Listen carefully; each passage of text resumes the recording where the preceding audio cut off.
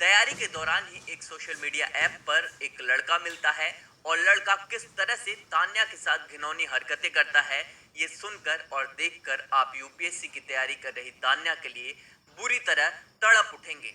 जी हाँ, उत्तर प्रदेश के उन्नाव जिले की रहने वाली तान्या घर ही रहकर खुद से यूपीएससी की तैयारी कर रही थी और उसकी ख्वाहिश थी कि वह आईएएस बने। लेकिन उसके पिता के पास उतने पैसे ही नहीं थे कि वह तैयारी आगे बढ़ा सके। तभी एक दिन तान्या के पिता साहूकार के पास जाकर मिन्नतें करते हैं और कहते हैं कि मेरी बेटी आईएएस परीक्षा की तैयारी करना चाहती है, आप मुझे 1 लाख रुपए दे दीजिए। अब साहूकार तान्या के पिता को किसी तरह पैसे दे देता है। अब उस 1 लाख रुपए से तान्या के पिता उसके लिए कुछ किताबें खरीदते हैं और अपनी बेटी के मोबाइल पर कुछ ऐसे एप्लीकेशन डाउनलोड कराते हैं जिससे कि तान्या घर बैठकर आईएएस परीक्षा की तैयारी कर सके। लेकिन एक मोबाइल फोन के एप्लीकेशन ने किस तरह से तान्या की इज्जत को सरेआम तार तार कर दिया, ऐसा किसी ने सोचा भी नहीं था। दरअसल अभी से लगभग 3 साल पहले 2020 की बात है और तान्या उस वक्त बीएससी फर्स्ट ईयर में थी। उस वक्त इस तान्या ने फैसला किया था कि मुझे बड़े होकर यूपीएससी की तैयारी करके आईएएस ऑफिसर बनना है। और तान्या के पापा ने जब लॉकडाउन के समय में इस अ, तान्या को मोबाइल दिया था, तो पढ़ाई करते करते समय तान्या शेयर चैट नाम का एक चैटिंग एप्लीकेशन डाउनलोड करके उस पर अकाउंट बना लेती है और उसी शेयर चैट पे वो लोगों से चैटिंग भी किया करती थी। अब चैटिंग के दौरान इसकी मुलाकात हो जाती है रामबरन उर्फ राज नाम के एक लड़के से। दोनों की चैटिंग होती थी और चैटिंग दोस्ती में इसलिए बदल जाती है क्योंकि लड़का जिसका नाम राज होता है वह भी आईएएस परीक्षा की तैयारी कर रहा था। अब जब लड़का भी यूपीएससी की तैयारी कर रहा हो और लड़की भी यूपीएससी की तैयारी कर रही हो तो आपस में बहुत सारी बातें किया करते थे। हर सब्जेक्ट पर डिस्कशन किया करते थे ताकि मुश्किलों को आसान बनाया जा सके और यहीं से वह कभी कभार मुलाकात भी कर लिया करते थे। तान्या बीएससी भी कर रही थी और साथ में आईएएस परीक्षा की तैयारी भी कर रही थी। तभी 10 नवंबर 2022 की सुबह के 11 बजे के आसपास का वक्त हो रहा होगा। राज ने तान्या को मैसेज करके हाय बोला और हाय हेलो बोलने के साथ तान्या ने भी उसको हाय हेलो बोला। अब राज पूछता है कि कहाँ हो, क्या कर रही हो। तान्या कहती है कि आज तबीयत थोड़ी खराब थी, कॉलेज नहीं गई हूँ, यहीं बैठकर तैयारी कर रही हूँ। तभी राज कहता है कि अगर तुम्हें कोई ऐतराज ना हो तो मैं तुमसे बात कर सकता हूँ, तुमसे मिल सकता हूँ।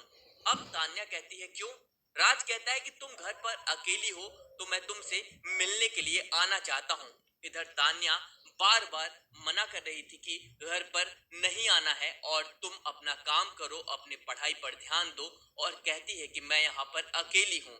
अब ऐसी बातचीत करते करते कब 10 15 20 मिनट का समय गुजर जाता है और पता ही नहीं चलता और वो राज कहता है कि मैं आपके पास आ रहा हूँ। वह अपने किसी वाहन के माध्यम से जैसे भी था वहां से चलता है और सीधा तान्या के पास पहुंचता है। रास्ते में एक मेडिकल स्टोर पड़ा। अब राज ने मेडिकल स्टोर की तरफ देखता है और देखते ही वहां से शक्तिवर्धक 2 गोलियां ले लेता है और अपनी जेब में डाल देता है। अब जैसे ही तान्या के घर पर वह पहुंचता है, वहां जाने के बाद आराम से बैठ जाता है। अब कुछ देर तो तान्या की किताबों को टटोलने की कोशिश कर रहा था। तभी कुछ ही देर बाद उस तान्या ने उसको एक गिलास पानी लाकर दिया और पानी जैसे ही तान्या लेकर आती है, राज अपनी जेब से 2 टैबलेट निकालता है। टैबलेट निकालने के बाद उनको खा लेता है। तान्या पूछ रही थी कि क्या कर रहे हो, इसमें क्या है, किस तरह की मेडिसिन है। वह कहता है कि अब बहुत मजा आने वाला है। अब बातों बातों में तान्या ने रैपर को देखा। देखने के बाद तान्या समझ जाती है। तान्या उसको मना करती है कि तुम जो कर रहे हो वो गलत है। और अब क्योंकि वह दोनों दोस्त थे, बातचीत कर रहे थे, इसलिए तान्या उसका उस लेवल पर विरोध नहीं कर रही थी जिस लेवल पर उसको विरोध करना चाहिए था। तान्या अब उसकी मर्जी में कहीं ना कहीं शामिल हो जाती है और शामिल होने के बाद वह राज उसके साथ गंदा काम करने लगता है, घिनौने काम करने लगता है।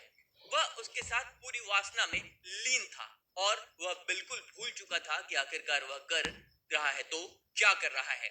तान्या को कुछ देर के बाद तकलीफ होने लगती है। वह कहती है कि जो तुम कर रहे हो उससे मुझे परेशानी हो रही है। राज कहता है कि कुछ देर की बात है, बस तुम शांत हो जाओ। लेकिन तान्या को हद से ज्यादा तकलीफ होने लगती है। उसने लड़की के जो तान्या थी वो लड़के को अलग कर दूर करने की कोशिश करती है। कुछ देर बाद तान्या अपने आप को बचाने की कोशिश कर रही थी, रोकने की कोशिश कर रही थी, लेकिन वह लड़का उसके साथ फिर भी जबरदस्ती वैसे ही गलत काम घिनौना कृत्य करता रहा और तान्या की लगातार तबीयत बिगड़ने लगती है और खून बहुत ज्यादा बहने लगता है। वो लड़का समझ नहीं पा रहा था कि आखिरकार हुआ क्या। जब हिसाब से कहीं ज्यादा ब्लड बह जाता है तब राज की आंख खुलती है। उसे लगता है कि शायद कुछ ना कुछ गलत हुआ है। उसके बाद वह तान्या को संभालने की कोशिश करता है, उसे पानी पिलाने की कोशिश करता है, लेकिन तान्या की तबीयत लगातार बिगड़ रही थी। वह कह रही थी कि मुझे डॉक्टर के पास ले चलो, मैं ठीक हो जाऊंगी, क्योंकि और कोई दिक्कत नहीं है। लेकिन लड़का जो है राज है कहता है कि तुम जो है तुम्हारी बहन जो है आने वाली है, आने का वक्त हो गया है। क्योंकि इस लड़की की जो छोटी बहन होती है वो स्कूल में पढ़ने के लिए जाती है, उसका छोटा भाई है वह भी पढ़ने के लिए जाता है, पिता ड्यूटी पर जाते हैं और माँ भी ड्यूटी पर जाती है। लेकिन राज बहुत डर जाता है। उसका ब्लड जो है, तान्या का जो ब्लड है, देखने के बाद वो वहां से जीने पर से उतर कर भागने की कोशिश कर रहा था और तान्या भी पीछे पीछे उसके दौड़ती है। तान्या बार बार एक ही अपील कर रही थी कि मुझे यहाँ से डॉक्टर के पास ले चलो, मेरी जान बच जाएगी, मुझे बहुत परेशानी हो रही है और तकलीफ हो रही है। लेकिन जो लड़का है राज है सुनने को तैयार ही नहीं था। तान्या की परेशानी उस लड़के के दिमाग पर कोई असर ही नहीं डाल रही थी। उसके कानों तक उसकी परेशानियों की आवाज पहुंच ही नहीं रही थी और वह लड़का तान्या के घर के पीछे वाले रास्ते से निकलकर भाग जाता है। तान्या उसके पीछे पीछे आने की कोशिश कर रही थी और जैसे ही वह आंगन की तरफ पहुंचती है वह बेहोश होकर गिर जाती है। हालांकि उसने खूब आवाज लगाने की कोशिश की, लेकिन उसकी आवाज उस दहलीज से कहीं बाहर जाने की कोशिश ही नहीं कर रही थी और उसने वही मौके पर तड़प तड़प कर दम तोड़ दिया। अत्यधिक खून बहने की वजह से तान्या की मौत हो जाती है। अब जब तान्या की छोटी बहन स्कूल से पढ़कर घर आती है तो पाती है कि घर का मुख्य द्वार बंद है, लेकिन पीछे का दरवाजा खुला हुआ था। अब उसको लगता है कि जरूर कोई ना कोई घर में है और वो धीरे धीरे जब कदम आगे बढ़ाती है तो अपनी आंखों से जो देखती है उसको यकीन ही नहीं हो रहा था। दरअसल उसकी बड़ी बहन तान्या, जो कि आईएएस की तैयारी कर रही थी, वो आंगन में पड़ी हुई थी और जगह जगह खून के ब्लड के निशान थे। कहीं खून के थक्के जमे हुए थे तो कहीं कुछ। अपनी बहन को इस अवस्था में देखने के बाद वह लड़की जोर जोर से चीखने लगती है, चिल्लाने लगती है और जैसे ही उसकी चीख पुकार की आवाज आसपास के लोगों तक पहुंच रही थी वैसे ही लोगों का जमघट भी वहां पर लगने लगा था और जो भी देख रहा था उसकी सांसें थम रही थी। लोग देखकर हैरान थे कि आखिरकार ऐसा क्या हुआ। तान्या जमीन पर पड़ी हुई, चारों तरफ उसके ब्लड फैला हुआ था और उसके शरीर पर भी ब्लड लगा हुआ था। तन पर उसके एक भी कपड़ा नहीं था और यह सब देखकर लोग हैरान थे। उसकी छोटी बहन एक कपड़ा उठाती है और अपनी बहन जो है तान्या के ऊपर डाल देती है, लेकिन तब तक बहुत देर हो जाती है और छोटी बहन रोते रोते अपने पापा को और माँ को फोन करके बताती है कि तान्या के साथ, जो दीदी के साथ, बहुत बुरा हुआ है, आप जल्दी से घर चले आइए। पापा भी नौकरी करते हैं और उसकी माँ भी नौकरी करती है और जैसे ही माँ और बाप को जो है दोनों को पता चलता है तो वह रोते बिलखते घर पहुंचते हैं और इस बात की सूचना स्थानीय लोग पुलिस को भी दे देते हैं और पुलिस के आला अधिकारी भी मौके पर पहुंचते हैं। तो उस दृश्य को देखने के बाद हर कोई हैरान था, हर कोई परेशान था कि आखिरकार इस घर के अंदर हुआ तो क्या हुआ। दरअसल तान्या के ब्लड के निशान न केवल आंगन में थे बल्कि जो जीना है जिस पर छत पर चढ़ने के लिए सीढ़ियों का इस्तेमाल होता है उस पर भी, और ऊपर कमरे में जाते ही तो बेड पर भी जगह जगह खून के निशान थे। जहां जहां से तान्या गुजरी थी वहां वहां पर ब्लड पड़ा हुआ था और यह दृश्य वाकई भयभीत कर रहा था, परेशान कर रहा था। अब पुलिस इस मामले में की जो जांच पड़ताल में जुट जाती है, यह पता करने की कोशिश करती है तो प्रथम दृष्टिया लग रहा था कि किसी ने तान्या के साथ गैंग रेप जैसी घटना को अंजाम दिया है। घर का एक एक सामान जस का तस रखा हुआ था। उसे किसी ने हाथ तक नहीं लगाया था। तान्या के अर्ध नग्न अवस्था को देखने के बाद साफ अंदाजा लगाया जा रहा था कि इसके साथ कुछ ना कुछ गलत जरूर हुआ है। तभी तान्या के पापा और उसकी माँ पुलिस को अपनी पूरी जानकारी देते हैं कि वहाँ कौन कौन रहता है, कितने लोग घर के अंदर हैं, कौन कौन आता है, कौन कौन जाता है। पुलिस वाले भी उनसे जब बातचीत कर रहे थे तो दो नाम ऐसे आते हैं जिन पर कुछ शक जाहिर किया जा रहा था कि शायद इन्होंने ही कुछ किया है। तहरीर दी जाती है और पुलिस उन आरोपियों को हिरासत में लेती है और उनसे सख्ती से पूछताछ करती है। सख्ती से पूछताछ करने के बाद भी पुलिस को कोई सफलता हासिल नहीं होती कि आखिरकार तान्या के साथ हुआ तो क्या हुआ। तान्या का जो मोबाइल था वो वही मौके पर मिल जाता है। उसको खोलने की कोशिश की जाती है लेकिन उसमें पैटर्न लॉक लगा हुआ था जिससे खुलने में दिक्कत हो रही थी। सर्विलांस की टीम हो या फिर डॉग स्क्वाड हो, एसएफएल टीम और एसओजी टीम, तमाम तरह की टीम आ जाती है। पुलिस इस मामले की जांच पड़ताल में जुट जाती है। पुलिस बात को जो है गांव के लोग जो है वो 100 को उठने ही नहीं दे रहे थे।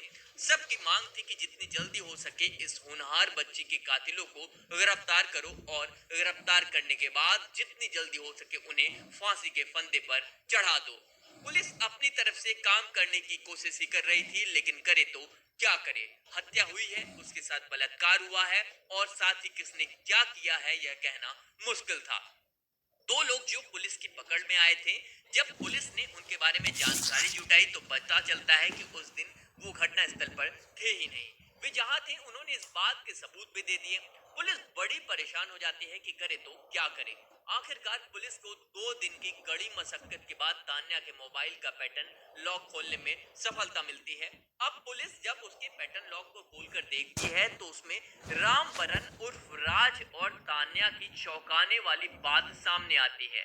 अब पुलिस राज की तलाश में जुट जाती है और उसे ढूंढने में जुट जाती है। कई घंटों का समय बीत जाता है कि आखिरकार वो राज जो है मिल जाता है, जो कि माखी क्षेत्र के रावतपुर गांव का रहने वाला रामबरन उर्फ राज, जो कि यूपीएससी की तैयारी कर रहा होता है और वो भी बड़े होकर आईएएस ऑफिसर बनना चाहता था। वह भी अपने परिवार की गरीबी दुख तकलीफों को दूर करना चाहता था। ट्यूशन पढ़ाता है। ट्यूशन पढ़कर न केवल अपना भरण पोषण करता है बल्कि परिवार का वालों का भी भरण पोषण कर रहा था। साथ ही यूपीएससी की तैयारी कर रहा था।